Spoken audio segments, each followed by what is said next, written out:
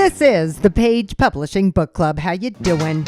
I'm Alice Stockton Rossini. It's spring. You've seen the baby bumps. There's new moms, expecting moms all over the place. And one pediatrician from Gurnee, Illinois says, move over what to expect when you're expecting. Time to share the shelf with Dr. Kristen Cook and her book, I Got You, Mama, a pediatrician's guide to surviving and thriving during pregnancy, childbirth, and the first year of your baby's life. I've been a pediatrician for almost a decade, and really the moms in my medical practice inspired me to write the book. I wanted to provide them with medically accurate and real life information to help them feel supported and a little less lonely, because pregnancy, childbirth, the first year of your baby's life, that can be a really vulnerable time. I saw your book. I went, oh, so what to expect when you're expecting, right? And it's actually the exact opposite of that. It's interesting because What to Expect When You're Expecting is a phenomenal resource. I loved it. I read it with both of my pregnancies, but it doesn't get into really what women need to know while they're pregnant, while they're delivering their baby, what happens to their body after they deliver their baby, and what it's going to be like for the first year of their baby's life. I can just confess one thing. After I gave birth, I was like, I still have a stomach. I still look pregnant. Really? Right. Exactly. And those are the things that women aren't necessarily told. You know, after you deliver your baby, your uterus is the size of a watermelon. So of course you're still going to look pregnant for a while after the baby's born. I think one of the misconceptions that a lot of moms have is that they're supposed to enjoy pregnancy. You don't have to enjoy pregnancy just because you get a baby at the end of it. So I personally hated being pregnant. I would do it in a heartbeat to have my children because I love them more than anything. But pregnancy can be miserable. Pregnancy can suck. I mean, who likes being nauseous? Who likes having to pee all the time? Nobody, right? My approach to this book is to explain these things to moms and let them know that it's okay. Very early on in the book, I talk about pregnancy loss, and I share my own personal story about having a miscarriage. I talk about the deep pain and guilt that I felt associated with that loss. And another thing that I talk about, which I don't think is well addressed in maybe other areas, is what is your body like after you deliver a child? You know, you're going to be incredibly bloated. You're going to be in pain. They're going to give you something called a peri-bottle that if you deliver your baby vaginally, you're going to have to squirt on your lady parts, and it's going to feel weird. The other thing that I wanted to, explain to women is vaginal childbirth versus a C-section are two very, very different processes, and they're kind of lumped together into the same recovery when it's not. A C-section is major surgery. That is going to take a lot of time to recover from. And while you're trying to recover from a C-section, now you have a little baby to take care of 24/7. So how do you navigate that? I cannot believe in this day and age that anybody would think that the two of them have anything in common. People do, because I have women in my office crying, thinking that they somehow failed because they needed a C-section, because the baby was breech, or for whatever reason. And I discuss, I'm so sorry to tell you this, but your pre-baby body is never coming back. You can have a post-baby body that is better than your pre-baby body ever was, but that pre-baby body isn't coming back. Those hips don't quite go back. That butt doesn't look so perky. Right. And I talk about a concept that I call mom badges, which are changes to a woman's body that happen as a result of pregnancy and childbirth. Let's not view your stretch marks as ugly. They're your mom badge. Those stretch marks would not exist if you had not been pregnant and delivered your child. Is there a copy available at your office? I have one in my office, but not in my exam rooms. But I do have flyers up kind of celebrating the fact that this book is now out there. And there are women that come in and they have, all these questions. And I say, you know what? Let's talk about it. But I think my book would be a great resource for you. Nice job, Kristen. Thank you. You did not see this in the movie Bohemian Rhapsody. In fact, you probably never heard about this part of Freddie Mercury's life until now. Thor Arnold says he and his friends were maybe the only real friends Mercury had when he lived in New York in the early 80s. Written with Lee Nolan. Freddie Mercury in New York. Don't stop us now. Take it away, Thor. Okay, there was a time period he spent in New York, which is often skipped over. Lee had photos that he'd preserved since the 1980s, and I started writing bits and pieces of what our lives together were like on a blog site called The Queen Zone. No longer exists. It's about the 3 years that went missing from Freddie Mercury's history. The movie Bohemian Rhapsody skipped over it completely. It went from 1980 to 1985. So nobody really knew what the New York years were like. He didn't have a lot of people over here. He bought an apartment in New York City, and the four of us became close friends, and we did lots of things together. How did you meet him? I met him in an after-hours club. He was just hanging out, and I started talking to him. I said, "My name is Thor." He said, "My name's Fred." And I said, "Okay, I noticed an English accent. This guy must be visiting from England and is a tourist." And then I found out when we were going back to his hotel room that there was a limousine following me every turn I made. And we were heading to a very nice, classy hotel on the east side of New York. And I sort of put two and two together. A limousine following behind me, a fancy hotel. I said, "Now, you said you were a musician. Are you like a famous musician?" And he admitted it and said yes. And that was that. We developed a friendship. And the next day, he was having a concert in Philadelphia. And he invited me to go. I had originally declined the offer and said that I have to go to work. I can't cancel this late date.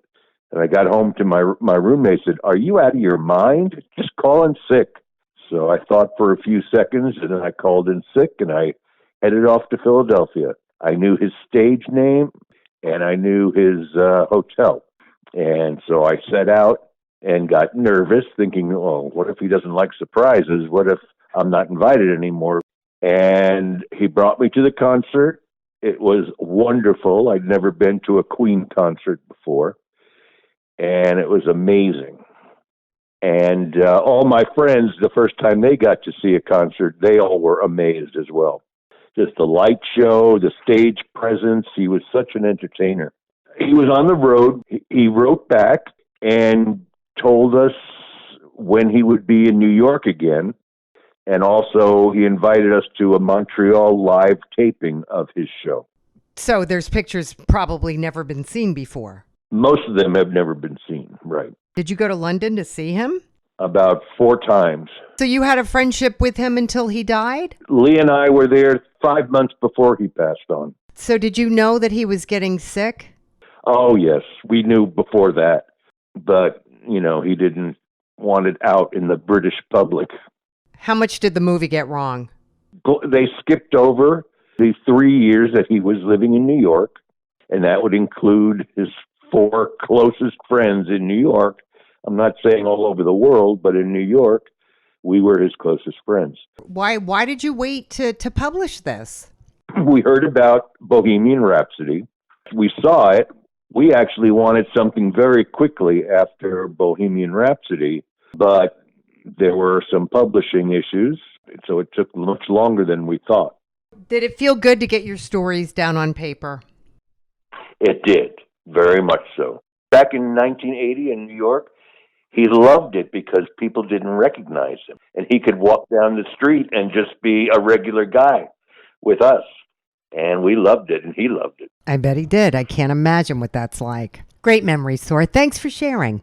Rochelle Seward started writing when her kids were little and she was a stay-at-home mom. Then she went back to school, back to work. The kids are growing up, and she's published a sci-fi Western series beginning with Blood and Dust.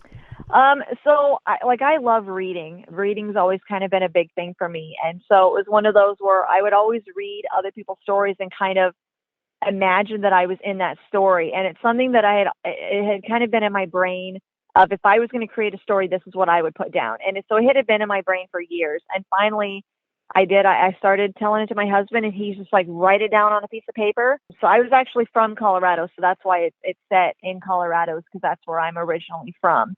And so I was like, I like Westerns, and I like the more of that science, sci-fi type of an atmosphere. Went from there. And so it is about a woman. She's kind of stuck between two different sides. So she's with a side that most people would call them criminals, but in their line of work, they don't see themselves as that. They're very much into wanting strict rules and their organizations to run smoothly and all that, but they will kind of bend those rules if they have to. And the government does not approve of what they're doing. And so the government's trying to control them, and so is going to punish them and make them follow the rules that they want. And so this organization, they're the renegades, and they kind of fight back against that. And so they start an all-out war against the government. And what the government doesn't realize is that this organization is so much larger than what they originally thought. And that so many people that they would have never imagined, just basic civilians, are actually involved in this group. And so the main character there is, she's a part of this organization. She's on the higher end. And so the government is forcing her to either go to trial and be accused of all the crimes that they said she has committed, and that would lead to her death, or she has the ability to have an out, and she has to marry basically a lawman, a sheriff, and kind of correct her ways of crime and all of that into more of a government approved way of life. Is she infiltrating, or is she in love with this guy? At first she wasn't, so she was kind of just going with it, and just towards the end she really does fall in love with him. And it's one of those where when you get to the end of the book, it actually takes on more of an interesting twist. That's when you kind of get more into the fantasy and the unnormal kind of like mythical creatures and stuff. And so the book completely changes from what you originally think it's going to be, and it morphs into something completely different. And so she really does fall in love with this guy. And it's now between the balance of the two of them, of him being where he's at in the law, and also what she's still doing with her family and the organization. And so they're having to balance the two, of finding out which one truly is between right and wrong. So it's like the mob on steroids kind of thing.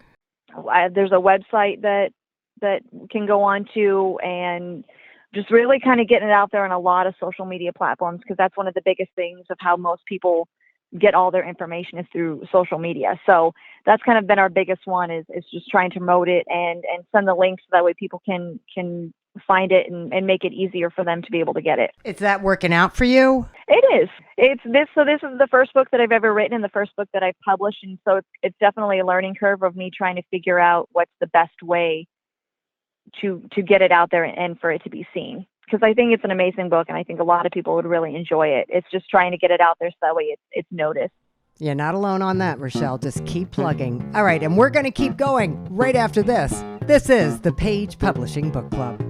Have you written a book and want to get it published? Then now's the time to call Page Publishing at 800-204-6099 and do it immediately. You see, they're looking for authors of all types of books. And unlike most publishers, Page Publishing will take the time to review most of the books submitted to them. And they'll even give you their feedback. And if they like what they read, Page Publishing will get your book into bookstores and for sale online at Amazon, the Apple iTunes Store, and other outlets. They'll handle everything: copyright protection, printing, cover art, publicity, and editing. So if you've written a novel, a children's book, a cookbook, inspirational work, a book of poetry, or biography, and want to get it published, then you need to call Page Publishing and do it immediately. Call 800-204-6099 now for your free author submission kit. Your road to fame and fortune could very well start with this simple phone call. For your free author submission kit, call Page Publishing at 800-204-6099. We're back on the Page Publishing Book Club. I'm Alice Stockton Rossini. A pharmaceutical patent attorney with a medical degree, Paul Ward somehow manages to find time to write, and he wanted to retell the true story of the battle between a U.S. and a French scientist over who discovered the HIV virus. It happened while he was working in a lab one summer doing research on diabetes. The name of his book, Rendezvous in Chambéry. The French scientists accused the American scientists of stealing it, and the American scientists said, no, I was the one who discovered it, blah, blah, blah, blah, blah. The FBI got involved, and it took Ronald Reagan and the president of France, Francois Mitterrand, to get together to settle the debate over the discovery, and they came up with a solution, but there were still lingering feelings between the two. And I thought, wow, I could tell a story about a true event that actually happened, but I weaved it around other characters. So that was publicized, correct? The book is about that discovery. And so I took some characters and weaved the story around a true actual event. And I call it Rendezvous in Chambéry, because you have all of these characters, like 9 people, heading to a city in France called Chambéry. And so what was the discovery and why is everyone going to Chambéry? And the characters that I had, it's a diverse group of characters. There's a farm boy who's escaping his rural roots.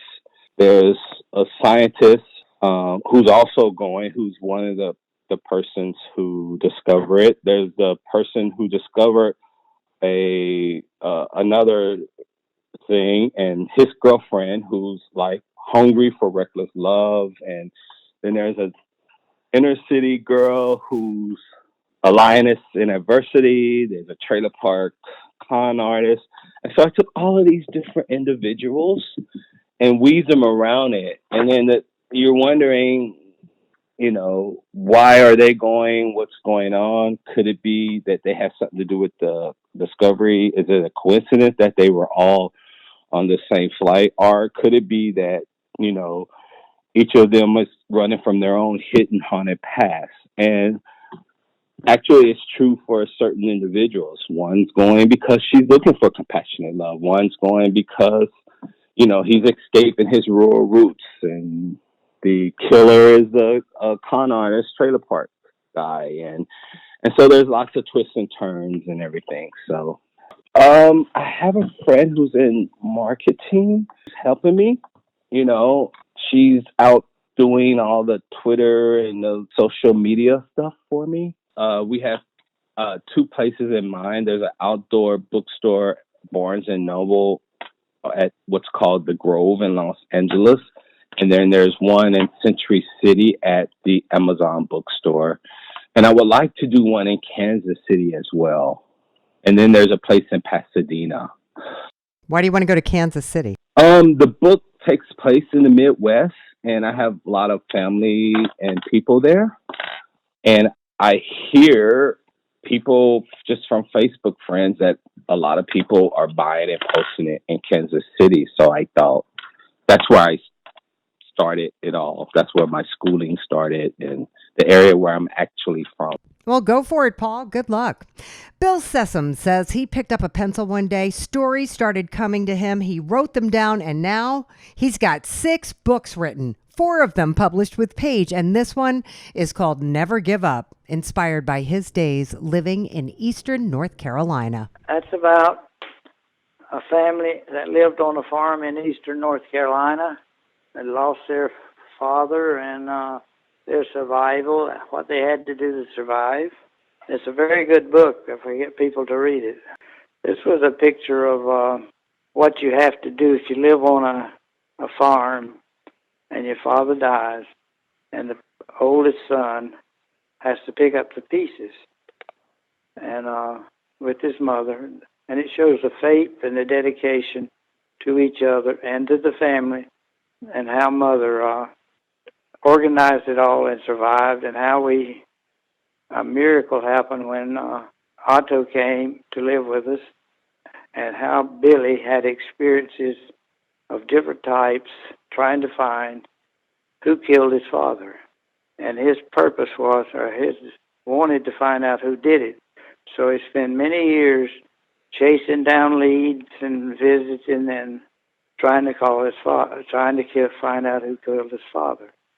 And trials and tribulations of that, and trials and tribulations of surviving on a farm, and keeping the family together, seeing that the kids were educated, and things like that. It's a family story. My books are based on families, but Never Give Up is a story of love, life, survival. People know you write? Do you have a little following? Yeah, I have a little following here locally. I haven't sold a lot of the books yet, but I have a following. They're very interested in it. I've autographed quite a few copies. I have a acting agent now that's helping me put together maybe a website, information, and see if we can get out to the public what kind our books, the name of my books. That's a great idea. Somebody's putting a website together for you? Yeah, we're trying to get it together now, yes. And she's already put it on Facebook. What she's trying to do is to get the name of the books and some information about it. I have written synopses of all the books for her to use. Here's what I wrote about that. Life is a trying endeavor, a test of character, the makings of a person, the gift given to all things. How we accept the daily forces that come upon all of us. Our life is a test to build us up or tear us down. Billy and his family were a farming family living in a small community with relatives and friends. They were struggling to survive on a plot of land where they could grow food, plant tobacco for income, and live from year to year. All was well until someone shot his father. His murder changed the family as they had to keep farming without their father. His mother never gave up and kept her family together. As Billy looked for the murderer that took his father away, he became the man of the family. His adventures led him in many directions, not to hate, not for revenge. He wanted to know who shot Papa, and why. His big brother, by another mother, Otto, joined him on his adventure. Never Give Up by Mr. Bill is a novel accounting hardships, friendships, love, survival, and rewards of a family struggling to make life work on a farm in eastern North Carolina. A test for all. Life, death, survival. All right, Mr. Bill, keep them coming. Frances Smith logged 36 years with the federal government, in the Army, at the Defense Department, with the Post Office, and when she retired in 2007, she started writing her autobiography, Growing Up While Going Down the Rabbit Hole. It's about the child I was who was an extremely sensitive and bright and loving little girl, but she suffered a lot throughout her childhood for various reasons, and she never got much relief from her suffering. I did suffer several incidents of being molested, and of course those things are life altering. Though in general, I wasn't free a lot of the time to be who I was naturally, and wound up thinking that a lot of who I was must be bad, since I wasn't allowed to be myself. And my family it had some unwritten codes about, don't ask and don't cause trouble. It was a dysfunctional atmosphere, and dysfunction affects people different ways, I suppose. But So what do you mean by growing up while going down the rabbit hole? growing up, of course, means maturing, growing up physically, and I think that's what our childhood are supposed to be about. So that was happening to me while simultaneously I was going down and I share incidents that illustrate that. I remember when I was 10 years old, I was physically very mature for my age and matured early. When I was in fifth grade, it was traditional that we had a mother daughter tea for all the girls in fifth through eighth grades. And the day of the mother daughter tea, I was so incensed that they would talk about things like that, do it publicly. I was so embarrassed and I was just outraged. That's not normal. I don't know if any of the other girls felt that way, but I doubt they did. It was a normal thing. But my reaction to it wasn't normal. I was because I was not comfortable with my body, the changes it was going through. I was not prepared. I had not been talked to by my mother, and I was just fighting. I was fighting puberty and all that was coming along with it tremendously. And it has caused, as I figured it would, it has caused the whole spectrum of reactions within my family, and some people have really attacked me for writing it, and had very different opinion of it than what I would hope for. But family and friends are aware. Uh, Most reactions have been extremely positive. Uh, some have not been. Well, you take a chance when you start writing. Did you change names? No, I did not change names. Oh boy, Frances, you got to watch that. Maybe in the second edition, you might want to think about changing the names. It can be a real problem. I mean, you just talked about it. People are mad at you now because your characters are real people. I don't know, something to think about. All right, thank you, Frances. And that is it for this edition of the Page Publishing Book Club. Thanks to our authors and to you guys who are still up and actually listening on a Saturday night. We love our downloaders too. You can get the podcast anytime you want at 710WOR.com. I'm Alice Stockton Rossini. I'll catch you next time.